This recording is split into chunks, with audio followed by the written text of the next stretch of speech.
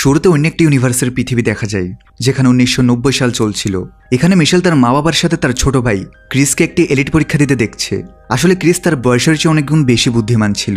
সে এমন এমন কিছু প্রশ্নের উত্তর দিতে পারত যেগুলো এখন পর্যন্ত বড় বড় প্রফেসরও পারেনি। এমনকি আজকেও সে তার বিশ্ববিদ্যালয়ের পরীক্ষা অর্ধেক সময় শেষ করে ফেলে। সে বাইরে তার বোন মিশেলকে বলতে থাকে যে এই পরীক্ষা কতটা সহজ ছিল, যদিও এখন পর্যন্ত সে তার নিজের ভবিষ্যৎ নিয়ে সন্দেহ করছিল। এমনকি তার বুদ্ধিমত্তার কারণে সে কলেজে সরাসরি সিলেক্টেড হয়। যদিও ক্রিস তার সমবয়সীদের সাথে স্কুলে পড়তে চেয়েছিল, কিন্তু মিশেল তাকে বুঝিয়ে বলে যে তার মতো বুদ্ধিমান এবং অসাধারণ স্টুডেন্টের ভয় পেলে চলবে না, তার বুদ্ধি একদিন পৃথিবী বদলে দেবে। তাই এখন বোনের কথায় ক্রিস অবশেষে কলেজে ভর্তি হতে রাজি হয়। কিন্তু তারা জানতো না যে আজকের পর থেকেই পৃথিবী সম্পূর্ণ বদলে যাবে। বড় বড় রোবট, যেগুলো মানুষ তার ব্যক্তিগত কাজে ব্যবহার করার জন্য বানিয়েছে, অদ্ভুতভাবে তাদের সবার মধ্যে কনসাসনেস চলে আসে। আরেকজন রোবট নেতার নেতৃত্বে তারা মানুষদের বিরুদ্ধে যুদ্ধ ঘোষণা করে, যাতে তারা নিজেদের ইচ্ছামতো জীবনযাপন করতে পারে। তারা আর মানুষদের জন্য কাজ করতে চাচ্ছিল না। সব দিক থেকে খবর আসতে থাকে যে ছোট থেকে বড় সব রোবট বিদ্রোহ করছে এবং সারা পৃথিবীর রাস্তায় নেমে তারা তাণ্ডব শুরু করেছে। প্রেসিডেন্ট ওয়ার্নিং দেয় যে কাজে ফিরে না গেলে তাদের বিরুদ্ধে আর্মি নামানো হবে। এমন সতর্কবাণী দেওয়ার সত্ত্বেও পরিস্থিতি আরও খারাপ হতে থাকে, আর এভাবে রোবট আর মানুষদের মধ্যে যুদ্ধ শুরু হয়ে যায়। যেহেতু রোবটরা মানুষদের চেয়ে বেশি শক্তিশালী ছিল, তাই আর্মিরাও তাদের কিছু করতে পারেনি। আর এভাবে 2 বছর ধরে চলা দীর্ঘ এক যুদ্ধের পর মানুষ যখন হেরে যাওয়ার দ্বারপ্রান্তে, তখন বিখ্যাত এক বিজ্ঞানী সবকিছু বদলে দেয়। সে এমন একটি প্রযুক্তি উদ্ভাবন করলো যেটা ব্যবহার করে মানুষরা রোবটের হারাতে সক্ষম হবে। এই প্রযুক্তির নাম রাখা হয় নিউরো মেশিন। এটার সাহায্যে যে কোনো মানুষ একটা ডিভাইসের মাধ্যমে নিজেকে একটা খালি রোবটের সাথে যুক্ত করতে পারবে, আর সেটাকে নিজের শরীরের মতো ব্যবহার করতে পারবে। যেহেতু এসব ড্রোন বডিতে কোনো চেতনা নেই, তাই তারা কোনো মানুষ ছাড়া লড়াই করতে পারবে না। তাদেরকে কেউ কন্ট্রোল করতেই হবে। এখন এই আবিষ্কারের পর সৈন্যরা সহজেই রোবটের কাবু করতে থাকে এবং কয়েক সপ্তাহের মধ্যেই তারা প্রায় সব রোবটকেই বন্দি করে ফেলে। এরপর রোবটদের লিডার এবং প্রেসিডেন্টের সাথে একটা শান্তি চুক্তি হয় যে কোনো রোবটই আর মানুষদের এলাকায় প্রবেশ করতে পারবে না। এভাবে মানুষ সব রোবটকে একটা খালি মরুভূমিতে একটা দেয়ালের উপরে বন্দি করে দেয়। তারা আর মানুষদের কাছে আসতে পারবে না, আর মানুষরাও তাদের কাছে যেতে পারবে না। যেসব কাজ আগে রোবটরা করত, সেগুলো এখন মানুষরা নিউরো মেশিনের সাহায্যে সহজে করতে শুরু করে। এভাবে পুরো সমাজ ব্যবস্থাই বদলে যায়। এই মেশিনগুলো মানুষ যে কোনো স্থান থেকেই কন্ট্রোল করতে পারত, তাই তাদের কাজ করা সহজ হয়ে যায়।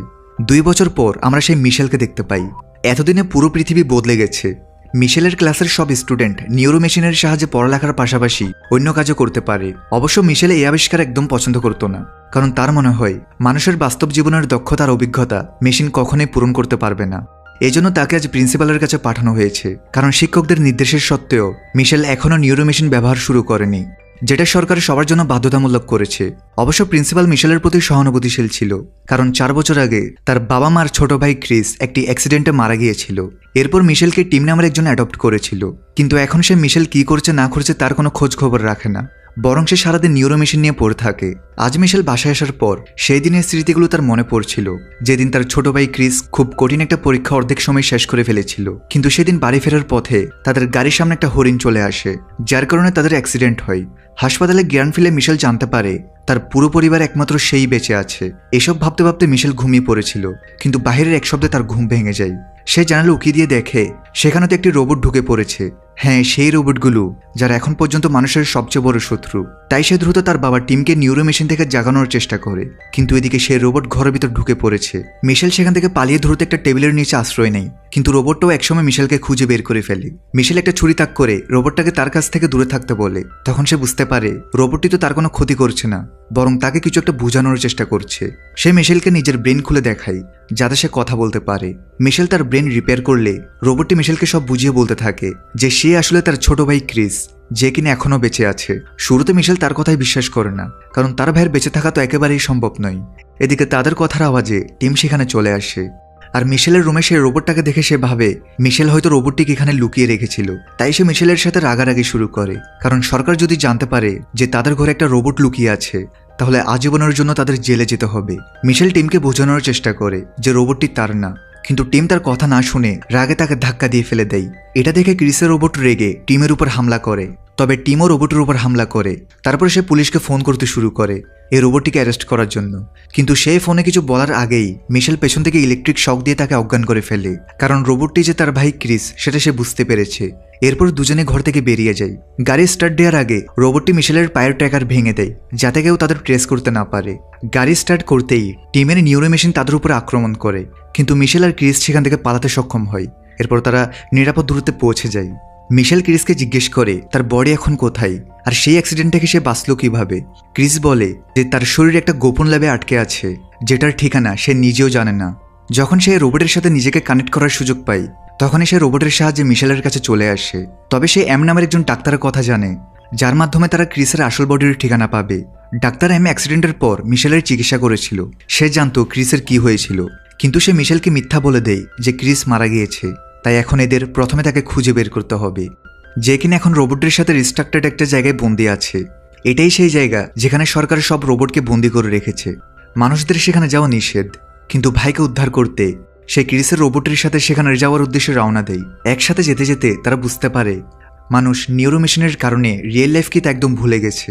অনেকে তো অতিরিক্ত মেশিন ব্যবহার করার কারণে কোমায় চলে গেছে।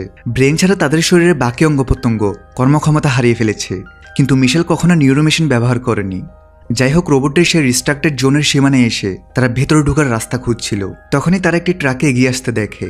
তারা একটা বাক্সের পেছনে লুকিয়ে পড়ে। এরপর তারা কিট নামের একজনকে ট্রাক থেকে নামতে দেখে, যে কিনা এখানে একটি গোপন মিটিংয়ে এসেছে। কিছুক্ষণ পরে সেখানে একজনের রোবট আসে। আসলে কিট তার কাছে থাকা পুরনো একটি অ্যান্টিক পিস্তল বিক্রি করতে এসেছে, কিন্তু পিস্তল হাতে পেয়েই লোকটা তাকে টাকা দিতে চায় না, কারণ পিস্তল তো সে অলরেডি পেয়ে গেছে। আর কিট যেহেতু সশরীরে উপস্থিত, তাই তাকে সে সহজেই মেরে পালিয়ে যেতে পারবে। কিন্তু সে জানতো না যে কিট এটার জন্য শুরু থেকেই প্রস্তুত ছিল। নিউরো মেশিন পিস্তল তাক করতেই ট্রাকের পেছন থেকে একটা রোবট এসে তাকে ডিস্ট্রয় করে দেয়। এদিকে বাক্সের পেছনে লুকিয়ে বসে মিশেল আর ক্রিস এই সবকিছু অবাক হয়ে দেখছিল। বুদ্ধিমত্তা সম্পন্ন রোবট সাথে রাখা এখন পৃথিবীতে নিষেধ, কিন্তু এর পরেও কিটের কাছে এমন রোবট আসলো কিভাবে? রোবটটি ধ্বংস করার পর কিটটা রোবটকে ধন্যবাদ দেয়। তারপর তারা দুজন মিলে রোবটটি ট্রাকে উঠায়। আর এরই মাঝে মিশেল আর ক্রিস পেছন থেকে ট্রাকের ভেতরে ঢুকে পড়ে, যেন তারা রোবটের এরিয়ার আরো কাছে যেতে পারে। কিন্তু তারা খেয়াল করেনি যে অন্য আর একটা রোবট এতক্ষণ ধরে সবকিছুই দেখছিল, যেটাকে বেস থেকে কন্ট্রোল করছিল মার্শাল নামের একজন সৈন্য। সে কিটের ট্রাক দেখে বুঝতে পারে মিশেল আর ক্রিস কোথায় যাচ্ছে। কিট আর রোবট হারমানকে নিয়ে ট্রাক করে এগিয়ে যাচ্ছে।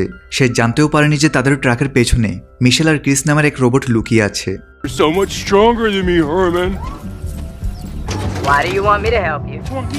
সে তার আস্তানে এসে হারমানের সাথে সে নষ্ট হওয়া নিউরো মেশিন আর অন্য কিছু জিনিসপত্র বের করতে থাকে, যেগুলো তার রোবটের কাছে বিক্রি করে কিছু টাকা কামাবে। হঠাৎ তারা সেই ট্রাকের ভেতর থেকে মিশেলের আওয়াজ শুনতে পায়। তারপর সে আর রোবট হারমান দুজনে মিলে মিশেল আর ক্রিসকে ধরে ফেলে। মিশেল তাকে সত্যি ঘটনা খুলে বলে যে তাদেরকে ডাক্তার এম এর সাথে দেখা করতে রিস্ট্রাক্টেড এরিয়ার ভেতর যেতে হবে, যেখানে কিট যাচ্ছে। তারা বলে সেই জন্য তাদেরকে তার সাথে নিয়ে যায়। তখন কিট তাদেরকে বোঝায় যে জায়গাটা খুবই ডেঞ্জারাস, সেখানে মানুষের প্রবেশ খুবই কঠিন, তাই সে তাদের সেখানে নিয়ে যেতে পারবে না। কিন্তু মিশেল তার কথা মানতে নারাজ। সে বলে তাকে তার ভাইয়ের বডি খুঁজে বের করতেই হবে। এটা নিয়ে তারা যখন তর্ক বিতর্ক করছিল, তখন হঠাৎ বাইরে কারো আওয়াজ শোনা যায়। কিট তখন পিস্তল বের করে আত্মরক্ষার জন্য প্রস্তুত হয়ে যায়। আসলে এটা ছিল সেই মার্শালের রোবট, যে মিশেল আর ক্রিসকে অনুসরণ করছিল। মার্শাল সবার উদ্দেশ্যে বলে যে এখানে দুটো রোবট আছে, কিটের সাথে হারমান আর মিশেলের সাথে ক্রিস। সে তাদের অস্ত্র সমর্পণ করে রোবটগুলোকে সরকারের কাছে হস্তান্তর করতে বলে। কিট আর মিশেল শুরুতে আত্মসমর্পণের নাটক করে, যেন তাদের রোবটগুলো পেছন থেকে মার্শালকে আক্রমণ করে আর তার মেশিনকে অকেজ করে দিতে পারে। কিন্তু মার্শাল অনেক চালাক ছিল, সে তাদের প্ল্যান বুঝে ফেলে আর দুই রোবটের সাথেই সে মারামারি শুরু করে। কিট আর মিশেল বুঝতে পারে যে তারা মার্শালকে আটকাতে পারবে না, তাই তারা সেখান থেকে পালাতে শুরু করে।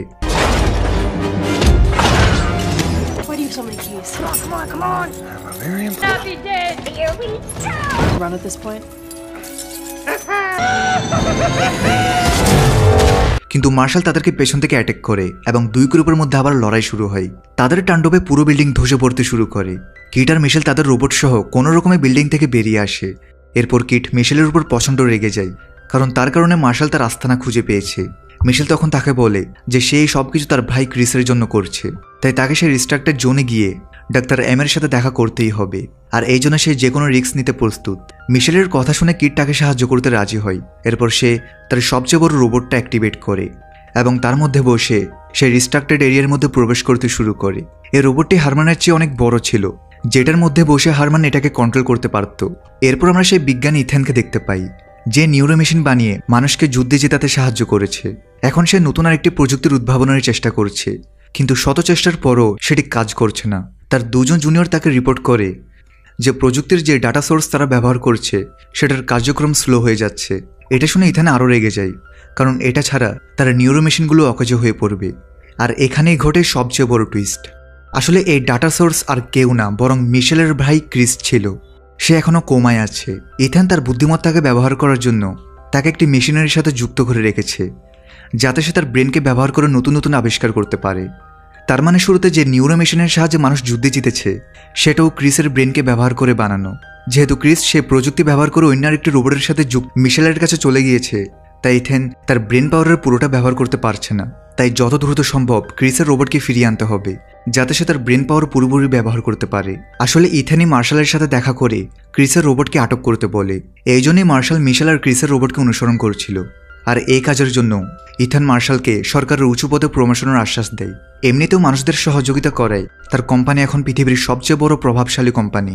তো মিশেল আর কিট বড় রোবটের সাহায্যে সেই জোন এরিয়ার মধ্যে প্রবেশ করে। ভেতরে প্রবেশ করতেই ভেতরে থাকা রোবটরা তাদের আক্রমণ করে আর তাদেরকে বন্দি করে তাদের লিডারের কাছে নিয়ে যায়। এই হলো সেই রোবট যে যুদ্ধের সময় প্রেসিডেন্টের সাথে ডিল করেছিল। রোবটের লিডার তাদের বলে মাঝে মাঝে অনেক মানুষ এই এরিয়ার মধ্যে প্রবেশ করে, রোবটের অনেক যন্ত্রাংশ চুরি করে নিয়ে যায়। তাই তারা নিজেদের প্রতিরক্ষার জন্য তাদেরকে আক্রমণ করে, কিন্তু তারা তাদের ক্ষতি করতে চায় না। তখন মিশেল লিডারকে সব সত্যি জানায় যে সে রোবটের কোনো ক্ষতি করতে আসেনি, বরং ডাক্তার এম এর সাথে দেখা করতে এখানে এসেছে, যেন তারা তার ভাইয়ের বডি খুঁজে বের করতে পারে। তার কথা শুনে রোবটের লিডার অবাক হয়, এটা ভেবে যে বিজ্ঞানী ইথেন একটা ছোট বাচ্চার ব্রেন দিয়ে এমন কি করছে। সে আরও বলে যে ডাক্তার এম রোবটের অনেক উপকার করেছে, তাই তারা তাকে তাদের মাঝে আশ্রয় দিয়েছে এবং তার সেফটির জন্য তার লোকেশন সে কাউকে দিতে পারবে না। এটা শুনে মিশেল খুবই নিরাশ হয় আর বাহিরে এসে ভাইয়ের কথা ভাবতে থাকে। Pretty sure that's what I told her. You have any fun reading?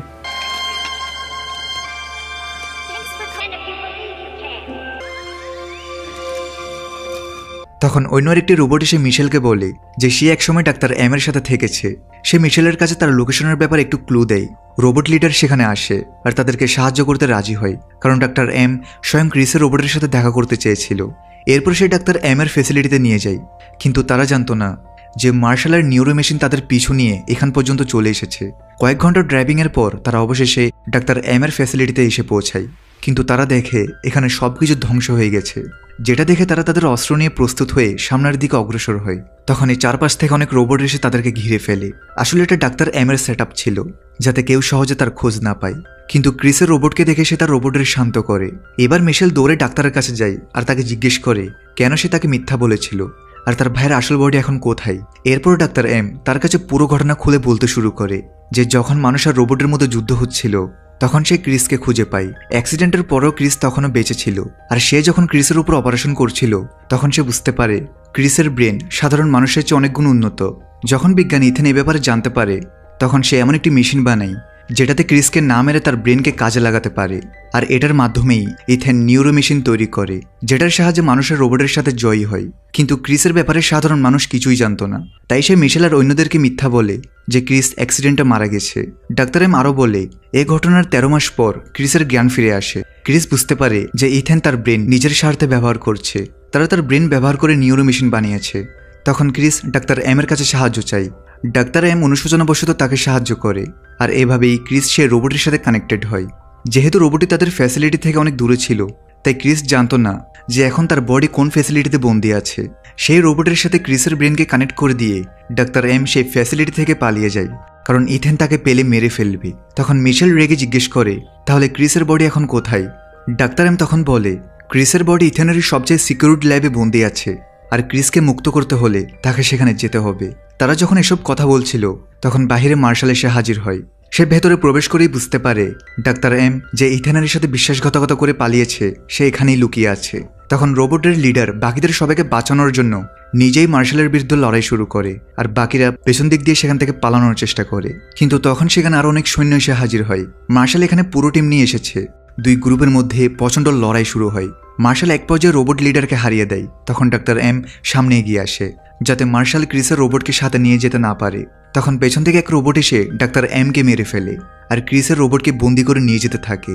আর মিশেলকে বলে ঘরে ফিরে যাও, আর এই কয়দিন যা কিছু ঘটেছে সব কিছু ভুলে যাও।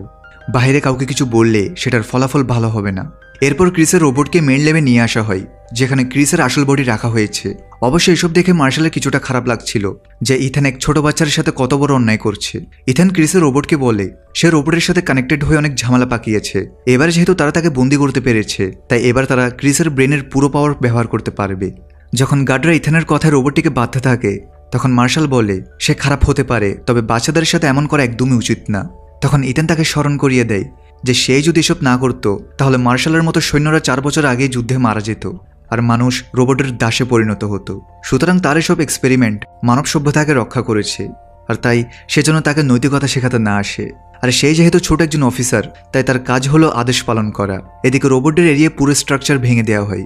তাদের লিডার যদিও প্রচণ্ড আহত হয়েছিল, তবে সে এখনো বেঁচে আছে। কেট মিশেলকে মন খারাপ করতে মানা করে। সে বলে তারা সরাসরি ইথেনের ল্যাবে গিয়ে ক্রিসকে উদ্ধার করবে। কিছু রোবট মানুষের চেয়ে বেশি ইমোশনাল হয়। শুরুতে সে নিজের রোবটের বিরুদ্ধে যুদ্ধ করেছে। যুদ্ধের এক পর্যায়ে সে আহত হলে হারমান নামের এক রোবট তার জীবন বাঁচায়। আর তখন সে বুঝতে পারে আসলে সব রোবট খারাপ না, তারা মানুষদের সাথে একসাথে বসবাস করতে চায়, তারা দাস হতে চায় না। তারা কেবল তাদের মুক্তির জন্য লড়াই করেছিল। তাই যুদ্ধের পর সে হারমানকে তার সাথে রেখে দেয় আর তারা একসাথে কাজ করতে থাকে। এরপর তারা ডাক্তার এম এর পার্সোনাল কম্পিউটারের কাছে জানতে পারে যে কিভাবে ক্রিসের ব্রেনকে ব্যবহার করে ইথেন নিউরো মেশিন আবিষ্কার করেছে আর এটার সাহায্যে রোবটের পরাজিত করেছে। তারা যদি কোনোভাবে ক্রিসের ব্রেনের সাথে মেশিনের কানেকশন অফ করে দেয় তাহলে নিউরো মেশিন বন্ধ হয়ে যাবে। সেখানে কিট আর মিশেলের সাথে বাকি সব রোবট আর্মিও ছিল। তারা জানতো যে ইথেনকে হারাতে হলে ক্রিসের ব্রেন থেকে মেশিনকে ডিসকানেক্ট করতে হবে, তাহলে ইথেনের সব প্রযুক্তি অচল হয়ে পড়বে। সুতরাং সবাই একসাথে ইথেনের ফ্যাসিলিটিতে হামলা করার উদ্দেশ্যে রওনা হয়। পরদিন যখন ক্রিসের উপর এক্সপেরিমেন্ট চলছিল, তখন বাহির থেকে কিট আর হারমান ডিস্ট্রাকশন ক্রিয়েট করতে থাকে। যখনই সব গার্ড তাদের ধরতে যাবে, তখন মিশেল সবার চোখ ফাঁকি দিয়ে তার ভাইয়ের কাছে পৌঁছে যায়।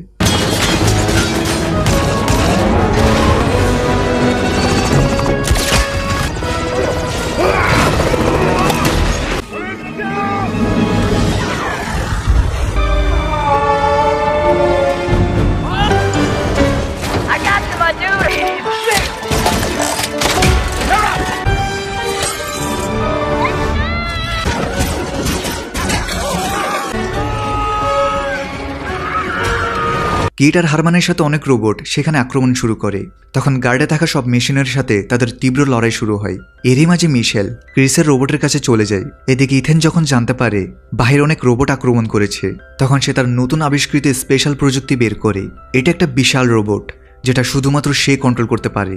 এটি অনেক বড় আর শক্তিশালী হওয়ায় বাকি রোবটগুলো তার কিছুই করতে পারছিল না।